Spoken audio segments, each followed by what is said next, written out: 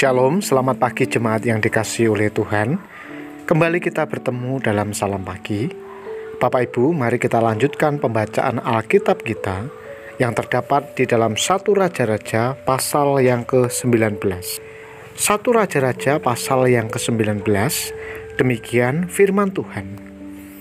Ketika Ahab memberitahukan kepada Isabel segala yang dilakukan Elia dan perihal Elia membunuh semua nabi itu dengan pedang, maka Isabel menyuruh seorang suruhan mengatakan kepada Elia, "Beginilah kiranya para Allah menghukum aku, bahkan lebih lagi daripada itu. Jika besok kira-kira pada waktu ini aku tidak membuat nyawamu sama seperti nyawa salah seorang dari mereka itu, maka takutlah ia." Lalu bangkit dan pergi menyelamatkan nyawanya. Dan setelah sampai ke Beersheba, yang termasuk wilayah Yehuda, ia meninggalkan bujangnya di sana. Tetapi ia sendiri masuk ke padang gurun sehari perjalanan jauhnya, lalu duduk di bawah sebuah pohon arar. Kemudian ia ingin mati, katanya, "Cukuplah itu. Sekarang ya Tuhan, ambillah nyawaku. Sebab aku ini tidak lebih baik daripada nenek moyangku." Sesudah itu ia berbaring dan tidur di bawah pohon arar itu. Tetapi tiba-tiba seorang malaikat menyentuh dia serta berkata kepadanya, "Bangunlah, makanlah." Ketika ia melihat sekitarnya, maka pada sebelah kepalanya ada roti bakar dan sebuah kendi berisi air. Lalu ia makan dan minum, kemudian berbaring pula. Tetapi malaikat Tuhan datang untuk kedua kalinya dan menyentuh dia serta berkata, "Bangunlah, makanlah, sebab kalau tidak, perjalananmu nanti terlalu jauh bagimu." Maka bangunlah ia, lalu makan dan minum. Dan oleh kekuatan makanan itu ia berjalan 40 hari 40 malam lamanya sampai ke gunung Allah, yakni Gunung Horeb. Di sana masuklah ia ke dalam sebuah gua dan bermalam di situ. Maka firman Tuhan datang kepadanya demikian, "Apakah kerjamu di sini, hai Elia?" Jawabnya, "Aku bekerja segiat-giatnya bagi Tuhan, Allah semesta alam, karena orang Israel meninggalkan perjanjianmu, meruntuhkan mezbah-mezbahmu, dan membunuh nabi-nabimu dengan pedang. Hanya aku seorang dirilah yang masih hidup, dan mereka ingin mencabut nyawaku." Lalu firman-Nya, "Keluarlah dan berdiri di atas gunung itu di hadapan Tuhan." Maka Tuhan lalu, angin besar dan kuat yang membelah gunung-gunung dan memecahkan bukit-bukit batu mendahului Tuhan. Tetapi tidak ada Tuhan dalam angin itu. Dan sesudah angin itu datanglah gempa. Tetapi tidak ada Tuhan dalam gempa itu. Dan sesudah gempa itu datanglah api. Tetapi tidak ada Tuhan dalam api itu. Dan sesudah api itu datanglah bunyi angin sepoi-sepoi basah. Segera sesudah Elia mendengarnya, ia menyelubungi mukanya dengan jubahnya, lalu pergi keluar dan berdiri di pintu gua itu. Maka datanglah suara kepadanya yang berbunyi, "Apakah kerjamu di sini, hai Elia?" Jawabnya, "Aku bekerja segiat-giatnya bagi Tuhan, Allah semesta alam, karena orang Israel meninggalkan perjanjianmu, meruntuhkan mezbah-mezbahmu dan membunuh nabi-nabimu dengan pedang. Hanya aku seorang dirilah yang masih hidup, dan mereka ingin mencabut nyawaku." Firman Tuhan kepadanya, "Pergilah, kembalilah ke jalanmu melalui padang gurun ke Damsyik, dan setelah engkau sampai, engkau harus mengurapi Hazael menjadi raja atas Aram. Juga Yehu, cucu Nimsi, haruslah kau urapi menjadi raja atas Israel, dan Elisa bin Safat dari Abel Mehola harus kau urapi menjadi nabi menggantikan engkau. Maka siapa yang terluput dari pedang Hazael akan dibunuh oleh Yehu, Dan siapa yang terluput dari pedang Yehu akan dibunuh oleh Elisa.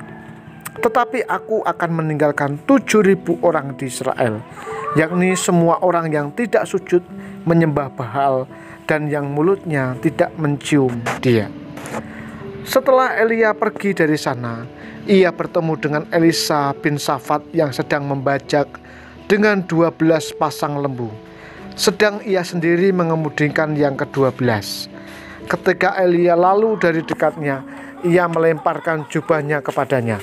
Lalu Elisa meninggalkan lembu itu dan berlari mengikuti Elia.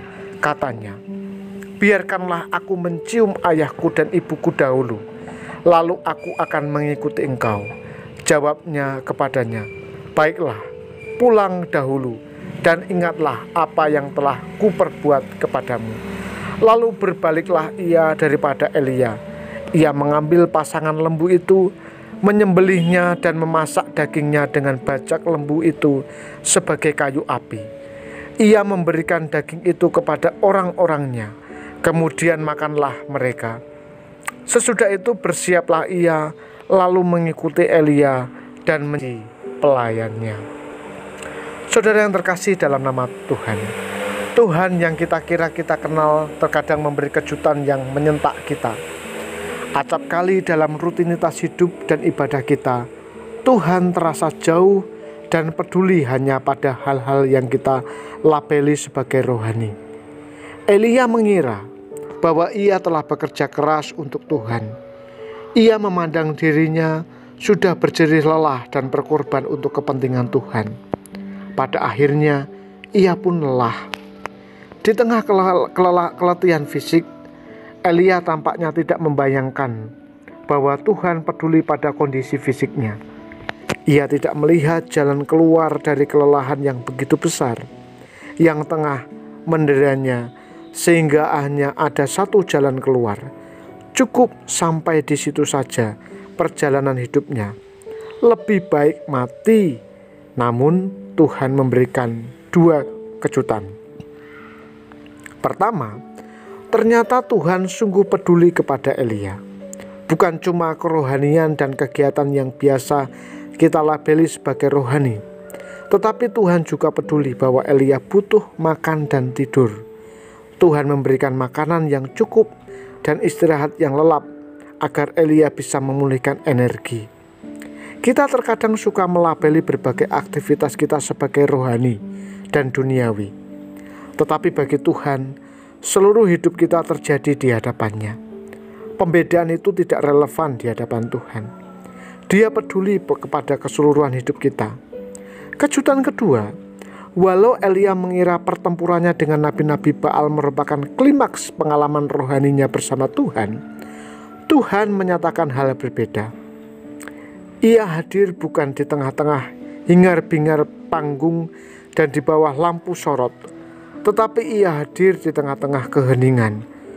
Panggung itu menguras habis energi Elia, tetapi di tengah keheningan dan kesendirian Elia, Tuhan menjumpai dia, memulihkan energinya sebelum mengutusnya kembali. Dalam rutinitas hidup, sediakanlah waktu untuk menenangkan hati, berdiam diri, dan belajar mengenal Tuhan sebagaimana Dia menyatakan dirinya kepada kita dalam pengalaman hidup sehari-hari. Mari kita berdoa. Bapa, kami bersyukur untuk firman-Mu yang sudah kami renungkan.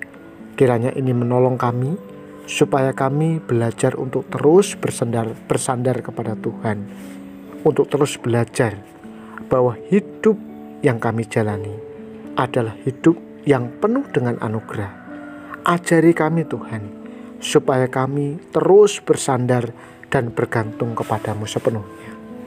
Pagi hari ini hamba-Mu juga berdoa untuk seluruh jemaat yang ada di GKMI Salatiga maupun di GKMI Salatiga cabang Cukilan, Sumberjo, dan Janglengan. Kami mau melakukan berbagai aktivitas kami sepanjang hari ini.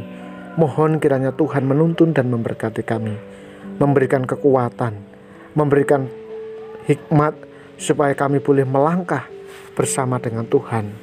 Kami tidak jatuh dalam dosa, namun sebaliknya kami bisa berpegang teguh pada kebenaran firman Tuhan. Jemaat Tuhan yang sakit, kiranya Tuhan sembuhkan dan Tuhan urapi dengan kuasa Roh Kudus.